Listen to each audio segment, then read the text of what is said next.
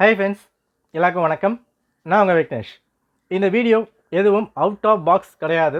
இது நமக்கான ஒரு இயர்லி வார்னிங் அலர்ட்காக தான் இந்த வீடியோ போடப்பட்டிருக்கு. வீடியோ முழுமையாக பாருங்கள், உங்களுக்கே புரியும். இது நமக்கு அவசியமான ஒரு ரிமைண்டர். Okay, right. 2 திருவிழா ஆரம்பிக்க போகுது. இந்த பிளாக் பஸ்டர் திருவிழா. ஒன்று ஐபிஎல், அதுக்கு பின்னாடி நம்ம வருவோம். இன்னொன்று April 1 group 1, April 25 group 4, July 15 group 2 வரப்போகுது. அடுத்தடுத்த மாதங்களில் வரிசையாக டிஎன்பிஎஸ்சியோட நோட்டிஃபிகேஷன் கொடுக்க போகிறாங்க. டிஎன்பிஎஸ்சி லாஸ்ட் வீக் கன்ஃபார்ம் பண்ணிட்டாங்க. சொன்ன தேதிக்கு எக்ஸாம்ஸும் நோட்டிஃபிகேஷனும் வரும். அதுக்கான வேகன்சி நம்ம கொடுத்துருன்றதை டிஎன்பிஎஸ்சி ஸ்ட்ராங்காக சொல்லிட்டாங்க. எக்ஸாம்ஸ் நடக்க தான் போகுது. அப்போ எந்த திருவிழாவுக்கு நம்ம டைமை இங்கே டொனேட் பண்ண போகிறோம்? ஒன்று ஐபிஎல்லாக, இன்னொன்று எக்ஸாம்ஸ்ன்றதை ஸ்ட்ராங்காக நீங்கள் தான் இங்கே முடிவு பண்ணி ஆகணும். ஓகே ப்ரோ, ஐபிஎல்லாம் பார்க்க மாட்டோம் ப்ரோ, நாங்கள் படிச்சிடும் ப்ரோ. அதுக்கான பதில் நான் சொல்கிறேன், அது முழுமையாக பாருங்கள். ரைட். அதுக்கு முன்னாடி நல்லா ஞாபகம் வச்சுக்கோங்க, 2025 எவ்வளோ ஸ்ட்ராங்காக ப்ரிப்பேர் பண்ணணுமோ அவ்வளோ ஸ்ட்ராங்காக நீங்கள் ப்ரிப்பேர் பண்ணி ஆகணும். ஏன்னா 2024 எக்ஸாம்ஸ் கேட்டிருந்தாங்க, 2025 வருமானு கேட்டிருந்தோம். பட் எக்ஸாம்ஸ் இங்கே கொடுத்துட்டாங்க. 2026 வருமானு கேட்டால் இது மிகப்பெரிய ஒரு கொஸ்டின் மார்க். வரலாம், வராமல் கூட போகலாம். பட் நமக்கான வேலை 2025ல் என்ன ப்ரிப்பேர் பண்ணுறோமோ அதான் முக்கியம். ரிசல்ட் பற்றி யோசிக்காதீங்க. படித்தா கிளியர் பண்ணுவோமா? 3 மாதம் இருக்குது, கிளியர் பண்ணுவோமா? இங்கே பாருங்கள், 6 மாதம் 7 மாதம் 8 மாதம் எல்லாம் போயிட்டு அடுத்த வாரம் குரூப் 1, இன்னும் 2 வாரத்தில் குரூப் 4, 2 மாதத்தில் குரூப் 2 அப்புறம் மாதிரி வந்தாச்சு. அப்போ இங்கே இதுக்கப்புறம் தாமதம் பண்ணாமல் ஸ்ட்ராங்காக படித்தா மட்டும்தான் கிராக் பண்ண முடியும். ரிசல்ட்டை பற்றி யோசிக்காதீங்க, களத்தில் இறங்குங்க, படிங்க. அண்ட் இங்கே ப்ரிப்பேர் பண்ணும் போது சாதாரணமாக ப்ரிப்பேர் பண்ணால் எக்ஸாம்ஸ் கிராக் பண்ண முடியாது. நான் டெஸ்ட் பேட்ச் ஜாயின் பண்ணேன், ஒரு 4 பேப்பர் பார்த்தேன், 4 வீடியோ பார்த்தேன், 4 கிளாஸ் பார்த்தேன், 2 புக்கு மட்டும் படித்தேன், இம்பார்ட் டாபிக் மட்டும் பார்த்தேன் அப்படின்னா கிராக் பண்ண முடியுமானா இந்த வருஷம் கிராக் பண்ண முடியாது. ஏன்னா டிஎன்பிஎஸ்சி ரீசெண்டாக கேட்குற கேள்விகள்லாம் கொஞ்சம் வேறு மாதிரி தான் கேட்டுக்கிட்டு இருக்காங்க. லாஸ்ட்டாக நடந்து முடிஞ்ச குரூப் 1, குரூப் 2, குரூப் 4 இல்லை மற்ற ஜிஎஸ் தமிழ் பேப்பர் எடுத்தாலுமே எதிர்பார்க்காத கேள்விகள்லாம் கேட்டிருக்காங்க. ஒரு சில கேள்விகள்லாம் பார்க்கும்போது நம்ம அவ்வளோ புக்கு படித்தோம், அவ்வளோ வீடியோ பார்த்தோம், எதுலேயுமே இல்லையா அப்புறம் மாதிரி தோணுது. ஏன்னா எவ்வளோ தான் நம்ம டீச் பண்ணாலும், எவ்வளோ தான் படிச்சிருந்தாலும் ஒரு சில கேள்விகள், ஒரு 10-15 கேள்விகள் எங்கேருந்து கேட்குறாங்கன்றதே தெரியாத அளவுக்கு தான் கேட்குறாங்க. பட் அதுலேயும் நம்ம கிராக் பண்ண முடியுமான்னா கிராக் பண்ண முடியும். இங்கே உங்கள் ப்ரிப்பரேஷன் ஸ்ட்ராங்காக பண்ணுங்கள். சாதாரணமாக ரொம்ப அலட்சியமாக இல்லாமல் உங்கள் லட்சியம் என்னமோ அதை நினச்சிட்டு ப்ரிப்பேர் பண்ணுங்கள், எக்ஸாம் கிராக் பண்ண முடியும். ஓகே, திரும்ப நான் சொல்கிறது தான், ரிசல்ட் யோசிக்காதீங்க. ரிசல்ட் வருமா வராதா, கிராக் பண்ணலாமா பண்ண முடியாதுன்றதை யோசிக்காதீங்க. உங்களோட முயற்சியை முழுசாக போடுங்க. ரைட். வாய்ப்பு நமக்கு தானாலாம் வராது. நம்ம முயற்சியை போடும் போது தான் வாய்ப்பு பிரகாசமாக தெரியும். அதை நம்ம கப்புன்னு பிடிச்சிக்கணும். அது மட்டும் மைண்டில் ஸ்ட்ராங்காக வச்சுக்குவாங்க. ஓகேவா? ஸோ குரூப் 1, குரூப் 2, குரூப் 4 இது 3மே லைனாக வருது. இது 3க்கும் எப்படி ப்ரிப்பேர் பண்ணலாம், ஒரு அனலைஸ் பண்ணுங்கள். சிலபஸ் இருக்குது, எந்த சிலபஸ் இருக்குது, எப்படி படிக்க முடியும், இதை விட்டால் அங்கே கேட்ச் பண்ண முடியுமா? இப்போ குரூப் 4 தமிழ் மட்டும் தான் இருக்குது, குரூப் 2ல் தமிழும் இருக்குது, இங்கிலீஷும் இருக்குது, குரூப் 1ல் ஜிஎஸ் மட்டும் இருக்குது. எப்படி பிளான் பண்ணி படிக்க முடியும்? ஒரு கன்சால்டேட் பிளான் பண்ணுங்கள். ப்ராப்பராக ப்ரிப்பேர் பண்ணால் நிச்சயமாக அடிக்க முடியும். ஹார்ட் ஒர்க்கை விட ஸ்மார்ட் ஒர்க்கும் இங்கே அவசியமான விஷயந்தான். ஓகே, இதுக்காக தான் நான் இங்கே ஐபிஎல் அப்புறம் மாதிரி கொண்டு வந்திருந்தேன்.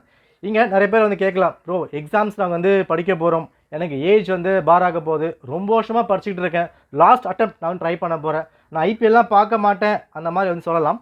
பட் 100ல் 10 பேர் இதை ஃபாலோ பண்ணலாம். பேலன்ஸ் 90. நம்ம கிரிக்கெட் பார்க்கல அப்படின்னாலும் இந்த ஐபிஎல் அப்படின்னு வரும்போது நிச்சயமாக நம்ம இங்கே டைமை ஸ்பெண்ட் பண்ண தான் செய்கிறோம். அது உங்களுக்கே தெரியும், நீங்கள் யோசிச்சு பாருங்கள்.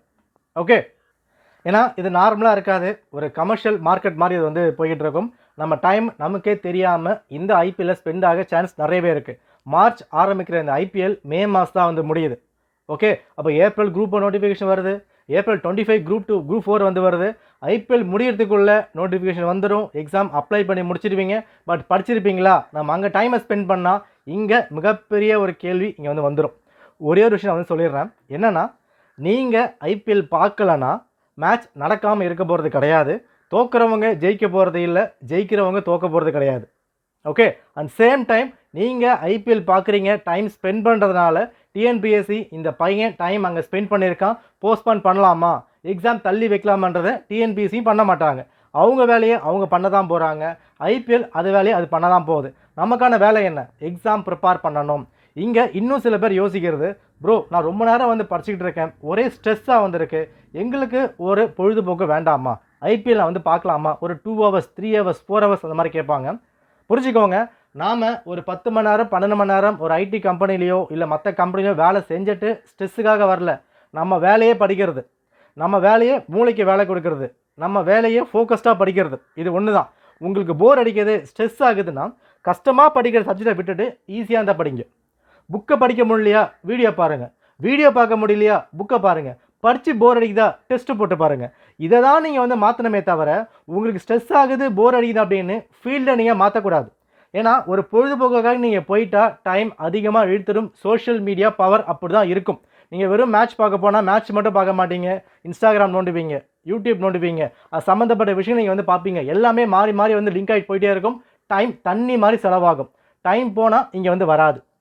ஓகே, ஏன்னா இங்கே யோசிக்கிறது இன்னும் சில பேர் என்ன பண்ணுவாங்க, ப்ரோ எனக்கு பிடிச்ச டீம் வந்து ஆடுது, நான் அதை மட்டும் பார்த்துக்கிறேன், மற்ற மேட்ச்சில் நான் வந்து பார்க்கல அப்படின்னு யோசிப்பாங்க. இன்னும் சில பேர் எனக்காக ஒரு பிளேயர் வந்து ஆடுறாங்க, அந்த பிளேயருக்காக மட்டும் நான் பார்க்குறேன் அப்புறம் மாதிரி யோசிப்பாங்க. நீங்கள் இப்போ இன்றைக்கி வந்து ஒரு மேட்ச் பார்க்குறீங்க, ஒரு 4 hours பார்க்குறீங்க, சரியா? இன்றைக்கி இந்த ஒரு மேட்ச் பார்த்துக்கலாம். நாளைக்கு படிக்கலாம்னு நினைக்கும் போது உடம்பு சரியில்லாமல் போகலாம். நாளைக்கு படிக்கலாம்னு நினைக்கும் போது வீட்டில் ப்ராப்ளம் வந்து வரலாம். அப்போது இந்த 4 மணி நேரம் நீங்கள் படிச்சிருந்தா ஹெல்த்து சரியில்லாத போகும்போது அதை நீங்கள் டாலி பண்ண முடியும். ஸோ ஒரு நிமிஷமும் ரொம்ப ரொம்ப இம்பார்ட்டன்ட்.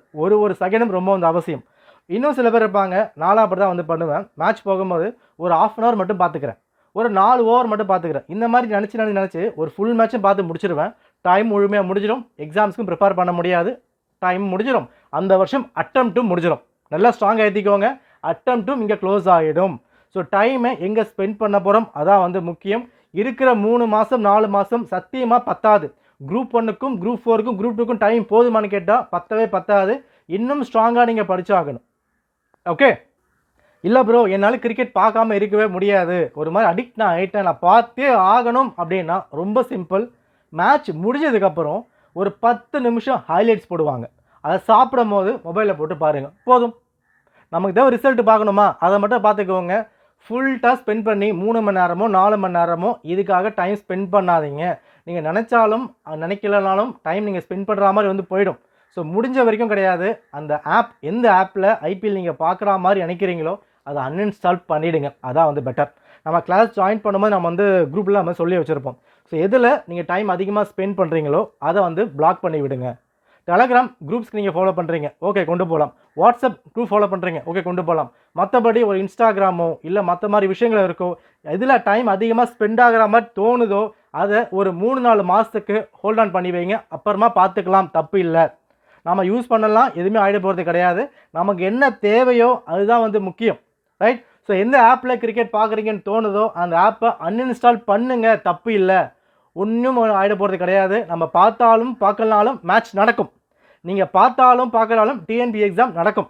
அப்போ எக்ஸாம்ஸ்க்காக ஃபோக்கஸ் பண்ணோமா, அங்கே ஃபோக்கஸ் பண்ணோமா, அதை மட்டும் மைண்டில் வச்சுக்கோங்க. ஸ்ட்ரெஸ் ஃப்ரீயாக வந்து வேணும், ஒரு பொழுதுபோக்கு வந்து வேணும். சும்மா நான் வந்து பார்க்குறேன், எந்த ஒரு காரணங்கள் நீங்கள் செலக்ட் பண்ணாலும் டைம் இழுத்துகிட்டே போயிடும். நான் திரும்ப சொல்கிறேன், சும்மா நீங்கள் உள்ளே போயிட்டாலும் தண்ணி மாதிரி தண்ணி செலவாகிட்டே வந்து போகும். ஓகேவா? அந்த டைம் செலவாயிடுச்சு, திரும்ப இழுத்து பிடிக்கவே முடியாது. அப்போ எந்த திருவிழாவுக்கு நீங்கள் ஃபோக்கஸ் பண்ண போகிறீங்க அதை நீங்களாக முடிவு பண்ணிக்கோங்க, ரைட்டா? பார்த்துக்கோங்க, தேதிகள் எல்லாமே கிட்ட வந்தாச்சு இல்லையா? இப்போ இன்றைக்கி March 21, இன்னும் 10 நாளில் குரூப் 1 நோட்டிஃபிகேஷன் வரப்போகுது. அங்கேருந்து ஒரு 20 நாள் கழிச்சு ஒரே மாதத்தில் குரூப் 4, ரைட்? அங்கேருந்து இன்னும் 2.5 மாதத்தில் குரூப் 2 பக்கமாக வரதுனால எல்லாமே ஒரு மாதிரி கன்சால்டேட் பண்ணி பிளான் பண்ணால் மட்டும்தான் இந்த வருஷம் கிராக் பண்ண முடியும். இல்லை அப்படின்னா 2021 பார்த்துக்க போகிறோம் அப்படின்னா எக்ஸாம்ஸ் வருமானதே டவுட்டு. வரலாம், வராமல் கூட வந்து போகலாம். பட் வரலை அப்படின்னா பெரிய கஷ்டமாயிடும். சில பேருக்கு ஏஜ் பார் ஆகிற மாதிரி வந்திருக்கும், ரொம்ப வருஷமாக படிச்சுட்டு இருக்கோம், முடிச்சிடலாம், ஒரு லாஸ்ட் டான்ஸ் அப்புறம் மாதிரி ஃபீல் பண்ணிக்கிட்டு இருப்பீங்க. இந்த மாதிரி யோசிக்கிறவங்கலாம் இந்த தட்டி தூக்க பாருங்கள். எவ்வளோ வேக்கன்சி கொடுக்குறாங்க அது மேட்ரு இல்லை, ஏதோ ஒரு வேக்கன்சி வரப்போகுது. குரூப் 1 கம்மியாக தான் வர வாய்ப்பு இருக்குது. குரூப் 2 குரூப் 4 ஓரளவுக்கு சொல்கிற மாதிரி வந்து கொடுத்துருப்பாங்க. அங்கே பயன்படுத்த பாருங்கள், என்ன வேக்கன்சி இருக்குது, என்ன ரிசர்வேஷன், அதெல்லாம் யோசிக்கிறத விட்டு சிலபஸ் இருக்குது, அதுக்கான புக்ஸ் இருக்குது, பேட்டர்ன் இருக்குது, படிக்க ஆரம்பிச்சிருங்க. அதை மட்டும் யோசிங்க, ரிசல்ட் யோசிக்காதீங்க. எந்த அளவுக்கு முழு முயற்சியை போட முடியுமோ அந்த முயற்சியை போட்டுக்கிட்டே இருங்க, நிச்சயமாக பலன் கிடைக்கும், ரைட்? நான் திரும்ப சொல்கிறேன், சாதாரணமாக படித்தா இந்த வருஷம் கிராக் பண்ண முடியாது. நிறைய விஷயங்கள் எக்ஸ்ட்ரா நீங்கள் படிக்கணும். அந்த எக்ஸ்ட்ரா படிக்க முடியல அப்படின்னா இருக்கிற விஷயத்தை நல்லா படித்தா தான் எலிமினேட் நீங்கள் பண்ண முடியும். இப்போ ஒரு 200 கேள்வி கேட்குறாங்க, 200 கேள்வியில் கட் ஆஃப் ஒரு அப்ராக்சிமேட்டாக ஒரு 150 நம்ம வந்து வச்சுக்கலாம். எக்ஸாம்பிள் நான் வந்து சொல்கிறேன், ரைட்டா? அப்போ இந்த 150 கேள்விகளில் பேலன்ஸ் இருக்க 50 கேள்விகளில் ஒரு 30 கேள்விகள் எங்கேருந்து கேட்குறாங்க யாருக்குமே தெரியாதுன்னா 170 கேள்விகள் தெரிஞ்ச மாதிரி கேட்குறாங்க. அந்த 170 எப்படி ஃபேஸ் பண்ணி 150 போட முடியும் அதை மட்டும் ஃபோக்கஸ் பண்ணுங்கள். 30க்காக நீங்கள் மல்லு கட்ட வேண்டாம். ரைட், கையில் என்ன இருக்கோ அதை 100% உங்கள் எஃபோர்ட்டை வந்து கொடுங்க. Give your best. உங்களை தாண்டி யார் எது பண்ண முடியாதுன்றவளுக்கு நீங்கள் வந்து கொடுங்க. ஏன்னா எல்லா எக்ஸாம்ஸும் கிராக் பண்ணிக்கிட்டு தான் இருக்காங்க. சொல்லப்போனால் 99% நீங்கள் படிக்கிற புக்கு தான் எல்லாருமே படிக்கிறாங்க. ஏன் கிராக் பண்ண முடியல? ஒரு சில எட்ஜ் அங்கே வந்து கிடைக்கும். பட்ஜெட் வீடியோ நம்ம வந்து கொடுத்துருந்தோம், அங்கே ஒரு சில டேட்டாலாம் வந்து கொடுத்துருந்தாங்க. ஸோ அந்த மாதிரி விஷயங்கள்லாம் யார் ஸ்ட்ராங்காக படிக்கிறாங்களோ அங்கே தான் எக்ஸாம்ஸை கிராக் பண்ண முடியும். 1 கேள்விகள் 2 கேள்விகள் 3 கேள்விகள் தான் வாழ்க்கை தீர்மானிக்குது. ஸோ இந்த வருஷம் எந்த அளவுக்கு எஃபோர்ட் போட முடியுமோ ஸ்ட்ராங்காக வந்து போடுங்க. ஸோ டிஎன்பிசிக்காக நம்ம ஜிஎஸ்க்கும் தமிழுக்கும் ஃப்ரீ டெஸ்ட் வந்து போய்கிட்டு இருக்கு. டெலகிராம் கொடுத்துருக்கேன், செக் பண்ணி பாருங்கள். அடுத்த ஒரு 3-4 மாதத்துக்கு இன்னும் ஆக்டிவாக நம்ம வந்து கொண்டு போகலாம். எக்ஸாம்ஸை கிராக் பண்ணுறதுக்கு என்னால் என்ன ஹெல்ப் பண்ண முடியுமோ நான் வந்து பண்ணுறேன். பட் டைம் நீங்கள் தான் ஸ்பெண்ட் பண்ணணும். ஓகேவா? ஒரு அமௌண்ட் கட்டி டெஸ்ட் பேட்ச் ஜாயின் பண்ணுறது ஈஸி, ஆனால் டைமை யாருமே கொடுக்க முடியாது. நீங்கள் தான் ஸ்பெண்ட் பண்ணணும். அதை வந்து பார்த்துக்கோங்க. ஓகேவா? All the best. நன்றி, வணக்கம்.